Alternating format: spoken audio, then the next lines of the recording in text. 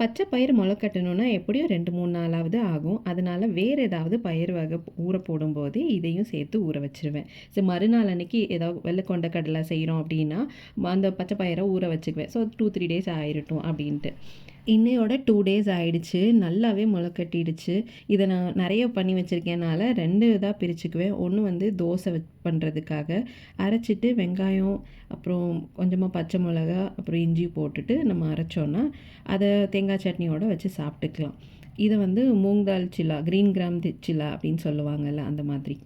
இல்லை அப்படின்னா நம்ம சாலடாக செய்யணும் அப்படின்னா இதை தனியாக வேக வச்சுட்டு, வேக வைக்கிறதுனா முளைக்கட்டினதை நம்ம டைரெக்டாகவே சாப்பிட்டுக்கலாம், ஏதாவது சாலட் மாதிரி பண்ணி.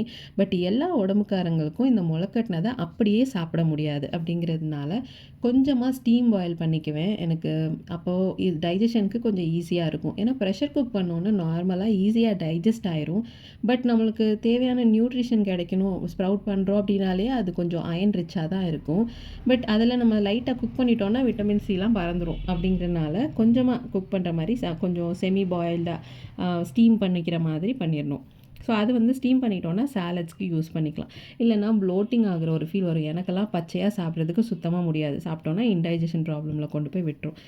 ஸோ பிரேக்ஃபாஸ்ட்டுக்கு தோசையாக சாப்பிட்டுட்டோம். அதுக்கப்புறம் பசங்க கிரவுண்டுக்கு போயிட்டு ஒரு 2 ஹவர்ஸ் கழித்து வீட்டுக்கு வரும்போது ஏதாவது சாலட் குடிக்கிறதுக்கு இது மாதிரி இருந்தால் நல்லாயிருக்கும் அப்படின்னு சொல்லிட்டு இந்த சாலட்காக வேக வச்சுருந்தேன். அந்த வேக வச்சதை எடுத்து மிக்ஸ் பண்ணி நம்மளுக்கு என்ன தோணுதோ அதோட சேர்த்து மிக்ஸ் பண்ணி சாப்பிட்லாம். பட் நான் எப்பயும் பார்த்தீங்கன்னா இது கூட மாதுளை, அதுக்கப்புறம் வேக வச்ச வேர்க்கடலை, கியூக்கம்பர் இதெல்லாமே ஆட் பண்ணுவேன். இன்னும் கொஞ்சம் நம்மளுக்கு ஹெல்த்தியாக இருக்கணும் அப்படின்னு நினச்சோன்னா நம்ம லெமன் ஆட் பண்ணிக்கலாம். உப்பு நான் ஆட் பண்ண மாட்டேன், பட் லெமன் ஆட் பண்ணிக்குவேன்.